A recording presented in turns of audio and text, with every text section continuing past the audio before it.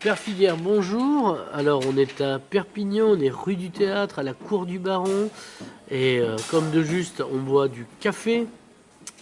Alors, on s'était vu dans les épisodes précédents pour l'affaire Joanne Paoginet et son hommage.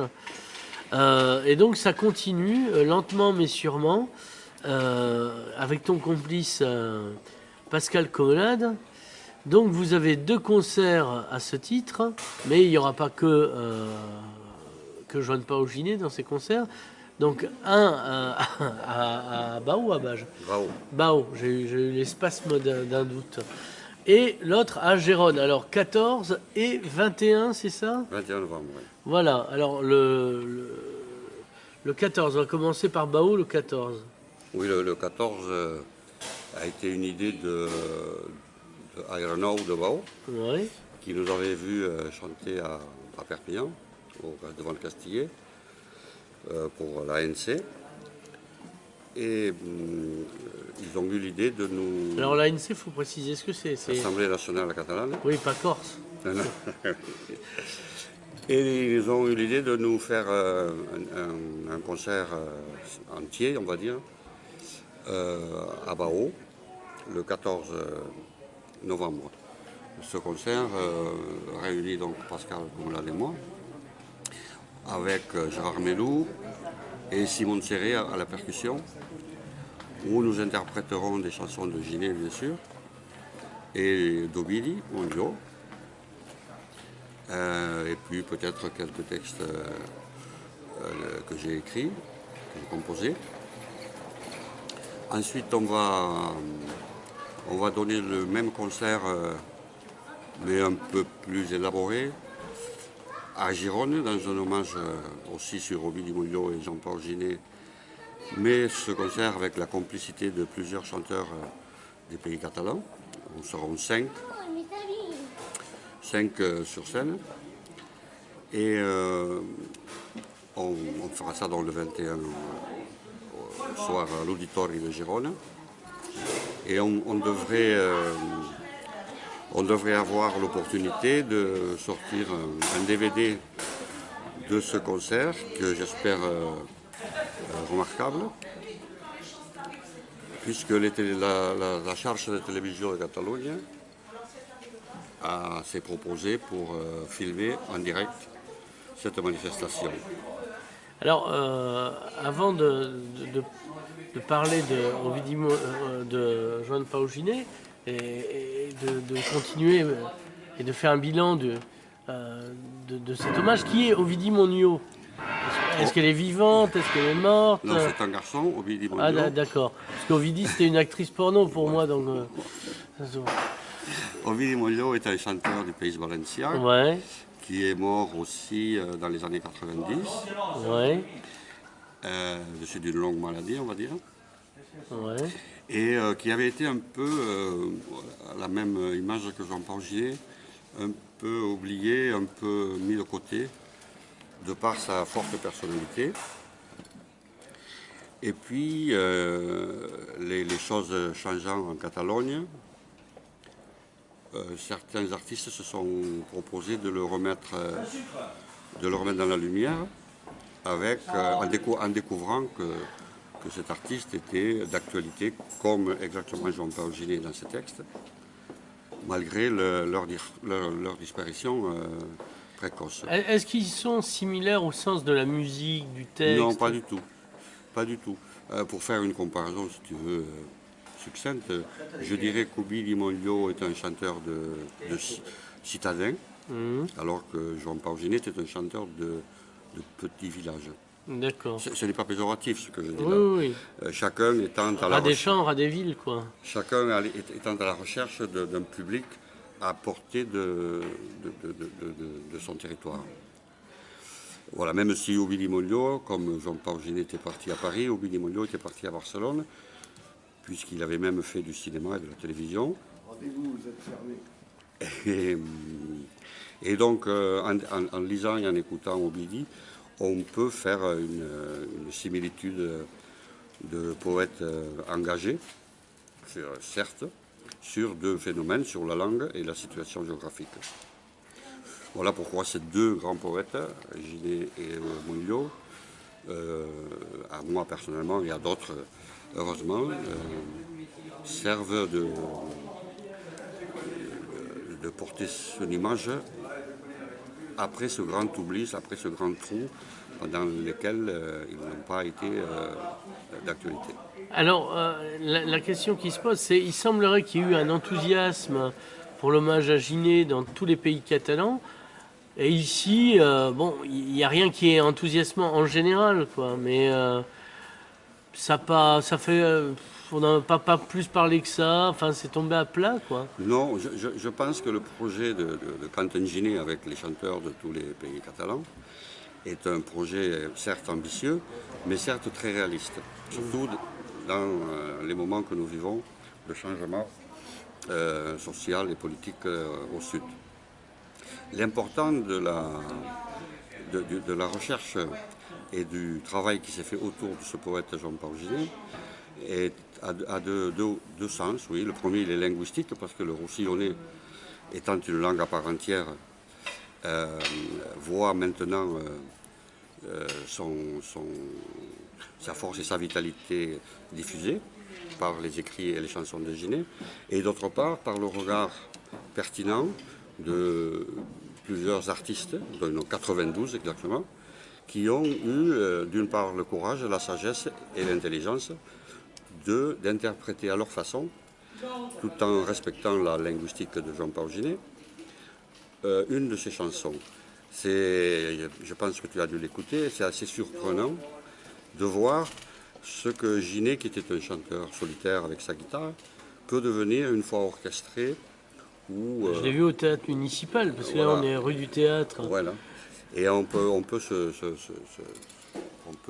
espérer que si la ville, le sort lui avait donné vie, on peut imaginer ce que serait devenu Jean-Paul Ginet dans ce pays. Je fais confiance au public pour découvrir ce magnifique travail et essayer d'apprécier à sa juste valeur ce grand poète et ce grand chanteur et musicien qui était Jean-Paul Ginet. Alors, j'ai eu un grand débat, j'ai eu Thierry Grillet en interview, donc journaliste, photographe à l'Indépendant, mais spécialiste musique, qui sortait son livre sur Motorhead, dont je sais que tu es un grand amateur. Et on se disait avec lui, parce que nous on est un peu extérieur à ça, sauf on connaît, si je puis dire, la musique, que quand on parle de culture ici, on sort pas son revolver, ce qui est déjà pas mal, tu me diras. Mais on sort la bétonneuse et on dit j'ai fait des choses culturelles puisque j'ai fait construire telle chose, telle chose, telle chose. Sauf que les artistes d'ici, je dirais pas locaux parce que ça peut prêter à infusion, on leur passe jamais ou rarement ces lieux.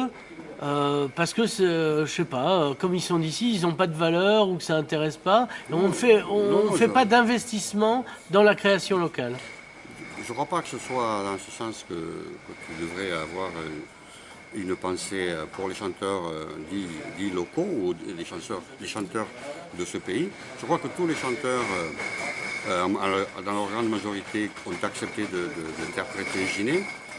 C'est vrai qu'après, pour ce qui est de trouver des lieux et pouvoir avoir un public qui écouterait ces chanteurs, en l'occurrence dans leur répertoire propre ou dans le répertoire de Ginet, ce n'est pas toujours facile, mais tu sais autant que moi que ce pays est fait surtout de pierres brûlantes lorsqu'il s'agit de culture.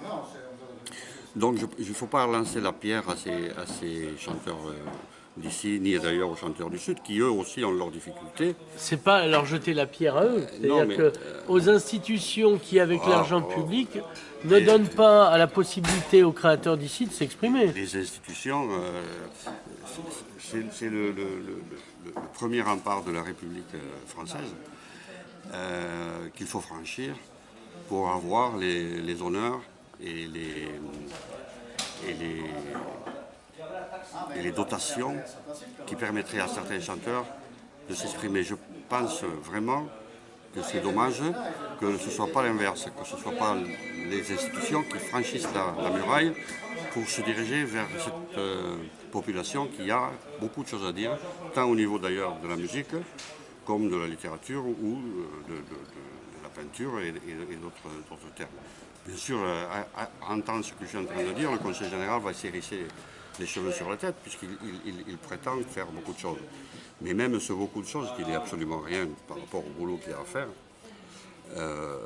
devrait réveiller la conscience de ces gens qui ont la prétention de nous représenter. Et voilà, moi je n'ai pratiquement rien contre ces gens qui font de la politique. La seule chose que je peux dire d'eux, c'est qu'ils ne se mouillent pas à leur juste valeur lorsque leurs propos sur la défense d'une culture catalane ou d'une culture en général. Oui, voilà. N'est pas... Ce qui est rassurant pour toi, c'est qu'ils ne détestent pas plus la culture catalane que... Ils se foutent de tout en général. Ça, c'est plutôt rassurant. Voilà. C'est pas discriminant. Oui, oui.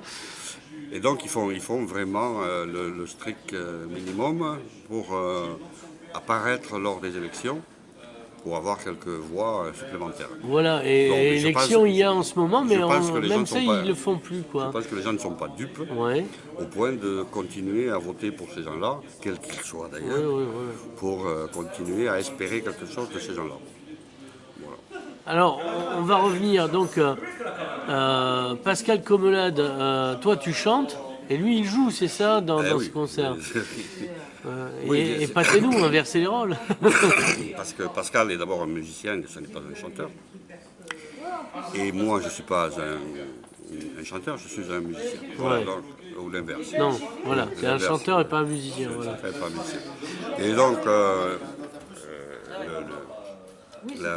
la réussite de cette rencontre, c'est que Pascal, lui, a toute une mine de mélodies et qu'il a composé toute sa vie, qu'il peut utiliser par exemple sur des textes que je récite, mais ça il l'avait aussi déjà fait avec d'autres gens, avec d'autres poètes.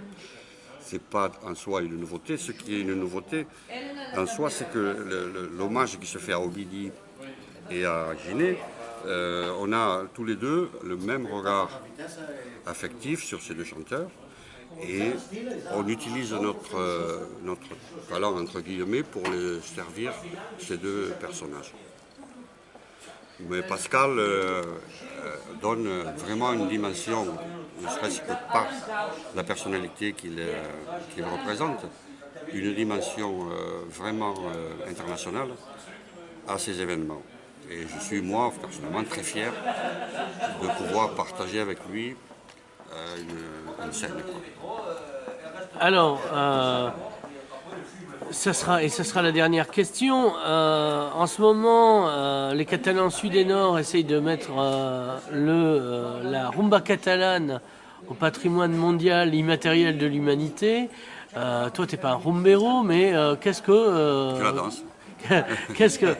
Tu sais qu'elle est dans l'air, comme disait Souchon. Oui. Qu'est-ce que tu en penses? Est-ce que tu penses que c'est une bonne idée de mettre ce type de musique au patrimoine mondial? Bien sûr, oui, c'est une très très bonne idée. Du moment où ça sera protégé par une institution comme l'UNESCO, moi je trouve ça intéressant. Ça voudra dire qu'au fond, dans la musique populaire, il y a un départ un départ et un regard sur quelque chose qui peut porter la musique catalane et peut la porter peut-être beaucoup plus loin. Alors, on va rappeler les lieux et dates des prochains concerts. Donc, 14 novembre. 14 novembre à Bao. Où ça? À 21h à la salle des fêtes du village. Voilà. Et le 21 novembre à l'Auditori de Gironne. À quelle heure? À 21h. Père Figuère, merci. Merci.